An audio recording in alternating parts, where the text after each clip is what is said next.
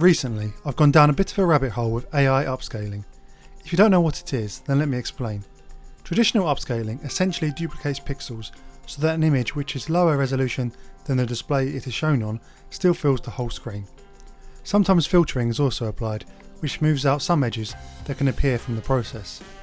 AI upscaling is different in that it tries to interpret what details would be there if the source image was a higher resolution. It basically does this by imagining what image would downscale into the original if the source was at the target resolution.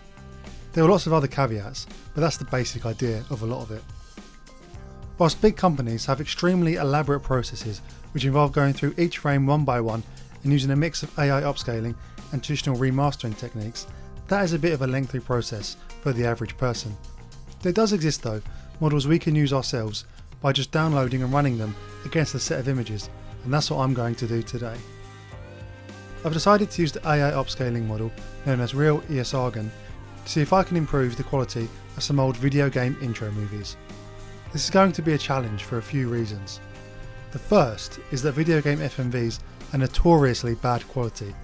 They can be very low resolution, often have frame rates of around 15 and are full of other issues. This will make it quite the challenge for the AI. The process of upscaling is quite simple. Firstly, I use a variety of tools to rip the original FMV movies from the games. Then I use something like Handbrake to turn it into a normal video file if it's saved in BINC video format. Then I use FFmpeg to split apart the video into each individual frame as a JPEG. I then run the AI model against each individual image using command line, and finally put it all back together again using FFmpeg and copy over the audio track from the original. Let's get started. Firstly, we're going to take a look at Soul Hackers for the original PlayStation.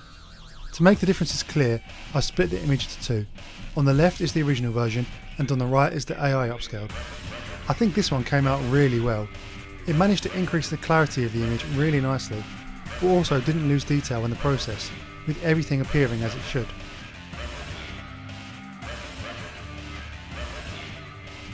If we take a freeze frame here, we can see one of the strengths in this upscaling is whenever there is big, bright, solid colours, it does really well and upscales it beautifully.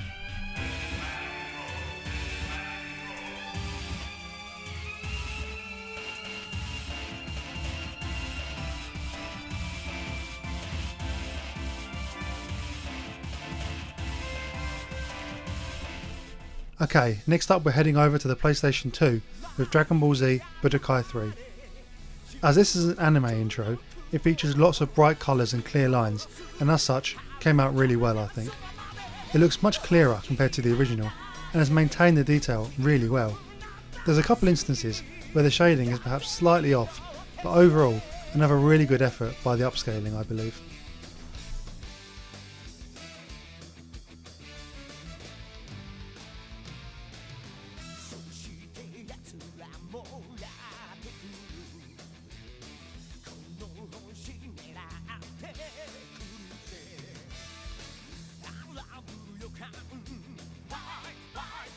Over to the realm of the PC, and this is where we truly have our work cut out for us. Old PC games are some of the worst FMV quality, so we're starting at a low point. This is the intro from Empire Earth, one of my favourite strategy games from back in the day.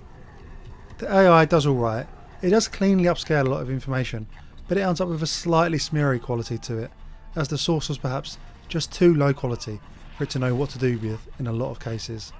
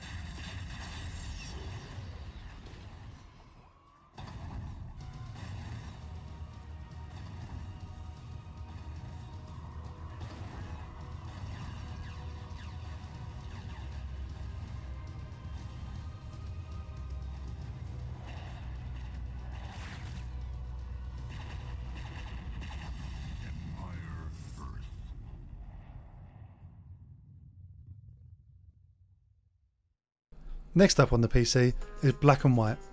This intro always stuck with me because it's supposed to represent a god being born, so it has a very strange galactic quality to it. The AI did much better with this one. The clear colours and shapes meant it was able to upscale it much better.